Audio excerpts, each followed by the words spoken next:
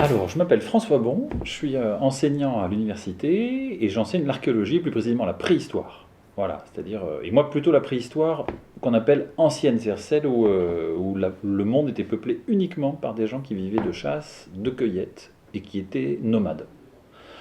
Voilà, en gros c'est ça, c'est mon travail, à la fois mon travail d'archéologue et mon travail d'enseignant. C'est une très bonne question.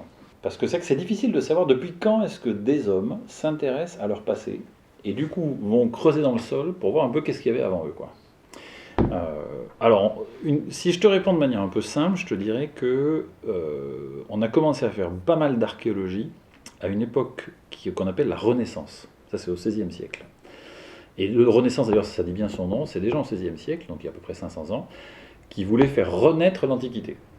C'est pour ça qu'ils ont appelé ça la Renaissance. Du coup, ils se sont mis à faire des fouilles un peu partout en Italie, par exemple, pour aller chercher des statues, des temples romains, grecs, etc., etc., etc. Et à partir de là, on a vraiment fait de l'archéologie. Mais avant ça, il y avait sûrement déjà de l'archéologie. Il y avait déjà sûrement des gens qui, des fois, allaient creuser ici ou là pour chercher des choses plus anciennes. Mais on n'appelait pas ça vraiment encore archéologie. Donc le premier archéologue, je ne connais pas son nom, mais le début de l'archéologie, on va dire, oui, c'est la Renaissance.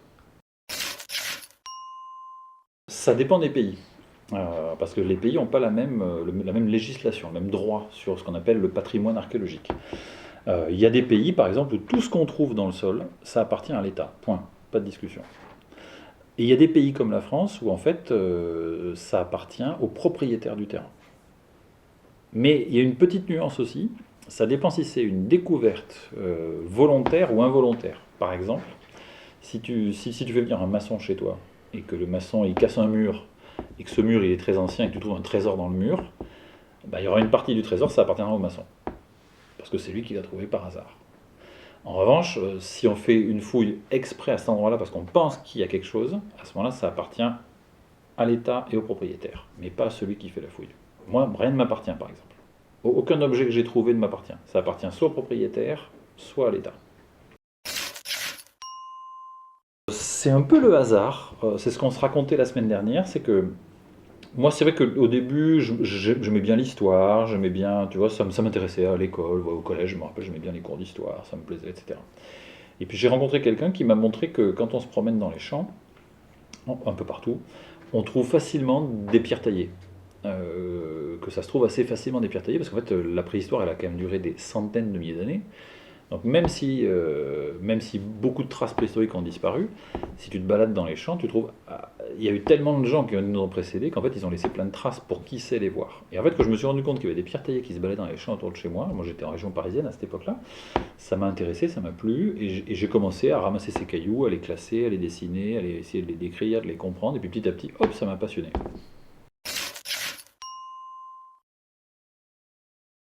Alors, l'année dernière, on a fait venir sur notre fouille, c'était il y a 2 ans, pardon, une étudiante qui est malvoyante. Elle n'est pas aveugle complètement, mais elle voit très mal. Et donc, on a essayé de trouver avec elle qu'est-ce qu'elle pouvait faire comme travail qui était compatible avec le fait qu'elle était malvoyante. On lui fait faire des choses qui étaient tout à fait intéressantes, mais c'est vrai que ça limitait forcément son travail, parce que comme nous, c'est un travail vraiment d'observation. Quand on fouille, il faut quand même regarder ce qu'on est en train de fouiller. Quand on manipule des objets, forcément, on les regarde. Donc c'est vrai que c'est le fait d'être aveugle, ou même malvoyant, c'est un handicap difficile en archéologie. Mais je suis persuadé que je ne connais pas d'archéologue aveugle, mais je pense qu'on pourrait trouver des choses qui seraient à ce moment-là plutôt que la personne travaille plutôt sur les concepts, tu vois, les théories, les idées, et moins sur le matériel. Parce que travailler sur le matériel, ça demande quand même de le regarder, quoi. Ah Oh, on est encore dans le film d'horreur, hein, c'est la suite à notre discussion. Alors, Les Dents de la Mer, deuxième partie, ça je l'ai jamais vu. Donc je vois que la terrible menace rôde encore et frappe. D'ailleurs, tu vois, tu disais les aveugles, mais en fait, moi, je suis presbyte, c'est pour ça que je regarde comme ça, parce que je vois pas très bien maintenant. C'est pour ça que je regarde que des gros cailloux, je peux plus regarder les tout petits, parce que j'ai plus des bons yeux. Les Dents de la Mer, deuxième partie, je l'ai jamais vu. Donc je vois qu'on retrouve Roy Scheider, qui était le personnage principal du premier. Les autres, par contre, tu vois, je me souviens pas de leur nom. Donc ça, je l'ai pas vu. J'ai vu le premier, voilà, quand il est sorti, qui m'a fait très très très très peur.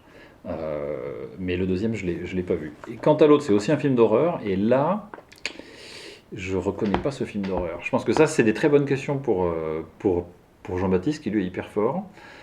Mais celui-là, je le connais pas, ce film d'horreur. Je suis C'est désolé. Halloween. Ah, c'est Halloween, d'accord. Très bien. Bah, tu vois, non, je l'ai pas vu, Halloween. Moi, je suis pas. Tu vois, les films d'horreur, moi, c'est pas complètement mon truc.